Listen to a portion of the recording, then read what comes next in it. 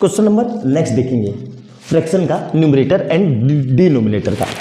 Examiner का बहुत favourite question है, आता ही आता है हर साल, कोई ताकत नहीं है ऐसी जो इसको रोक दे। इस साल भी आएगा ही आएगा। बहुत प्यारा क्वेश्चन है, देखो कैसे करेंगे।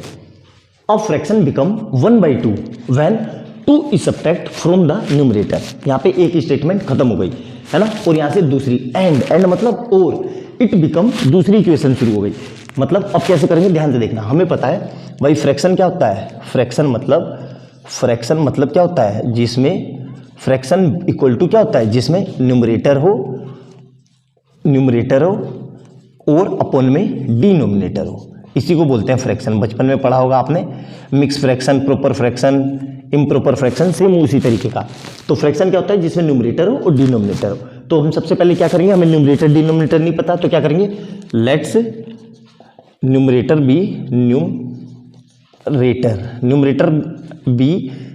B equal to x. Numerator को क्या मानना है मैंने, एक्स, और डिनोमिनेटर को क्या मान लिया,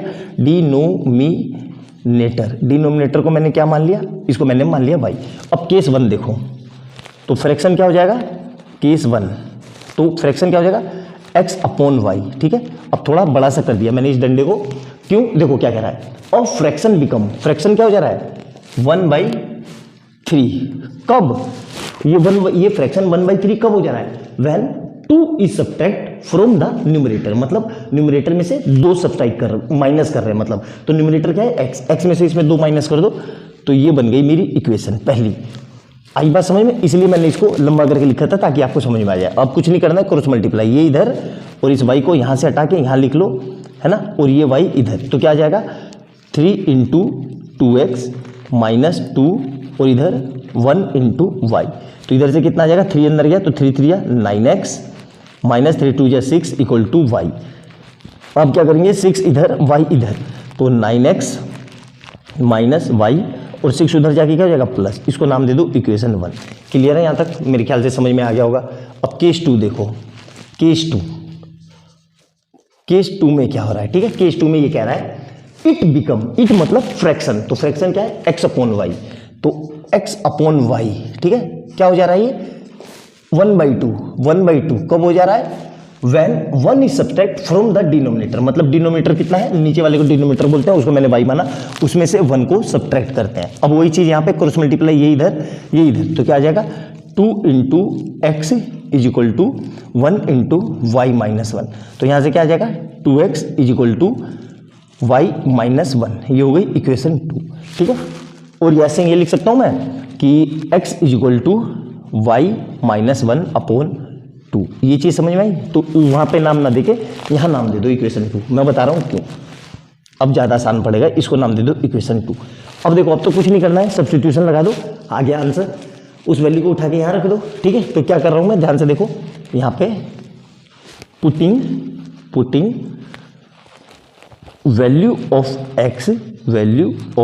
x from equation 2 to TO2 equation 1। मतलब x की वैल्यू इक्वेशन 2 से निकाल के यहाँ रख दी। तो मैंने क्या लिखा, देखो 9 × x कितना है, ध्यान से देखो, y minus 1 upon 2 is equal to minus y equal to 6। आया समझ में, तो इसको देखो अब सोल्व करते हैं आराम से। ठीक है, 2x और ये y माइनस 1 × 2 तो ये हो जाएगा 9। ठीक है, तो अब इसको सोल्व करते हैं, तो 9y 2y 7y और 18 और ये हो जाएगा 7, 6 दूनी 12, 12 में से नहीं हो गए। 1 मिनट रुकना, कुछ क्वेश्चन गलत तो नहीं पढ़ लिया हमने, एक मिस्टेक हो गई क्वेश्चन में हमसे। देखो हमसे क्या मिस्टेक हो गई, थोड़ा सा सही कर लो।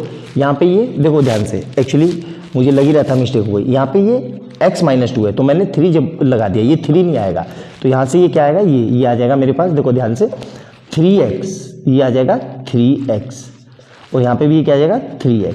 आई बात समझ, तो 3x माइनस 6 इक्वल टू ये, तो मेरे से मिस्टेक हो गई थी, तो ये इसलिए मैं इसको देख रहा था कि ये गलती क्यों कर रहा है। ठीक है, अब ये मल्टीप्लाई करेंगे। ठीक है, अब इसको सोल्व करेंगे। ठीक है, अब इसको सोल्व करते हैं, तो ये मिटा देता हूँ मैं ऊपर वाला सब अच्छे से, है ना, ये मिटा देता हूँ क्योंकि ये मेरा काम हो गया। ठीक है, बस मुझे इक्वेशन याद रखनी है, क्या है ये, y माइनस 1/2। ठीक है, तो इसको सोल्व करते हैं। तो देखो कैसे सोल्व होगा, इस 3 को अंदर भेज दो तो क्या आ जाएगा, ये 3y minus 3/2 minus y is equal to 6। तो ये कितना हो जाएगा, देखो अब इसके नीचे कुछ नहीं है तो 1 लगा लो, एलसीएम ले लो, तो क्या आ जाएगा 3y माइनस 3 माइनस का 2y/2 इज इक्वल टू 6। अब क्या करेंगे, 3y में से 2y गए तो y माइनस 3 और ये 2 कहाँ जाएगा यहाँ पे, तो इज इक्वल टू 6 इंटू 2। तो कितना हो जाएगा, ये y minus 3 is equal to 12। तो y इज इक्वल टू कितना हो जाएगा, 3 उधर जाके y is equal to 12 plus 3 मतलब y इज इक्वल टू 15। अब हमने y ये आ गया और x क्या था हमारा, तो x इज इक्वल टू ये था हमारा y माइनस 1/2। तो यहाँ पे y की वैल्यू पुट कर दो तो x is equal to 15 minus 1/2। तो ये कितना आ जाएगा 14/2 मतलब x इज इक्वल टू आ गया 7। x और y दोनों आ गए ना, देखो x कितना आया 7 और y इक्वल टू 15। तो हमसे फ्रैक्शन पूछा था, तो फ्रैक्शन क्या हो जाएगा, देख मैं यहाँ पे लिख देता हूँ, फ्रैक्शन इज इक्वल टू 7/15। यही इसका आंसर है।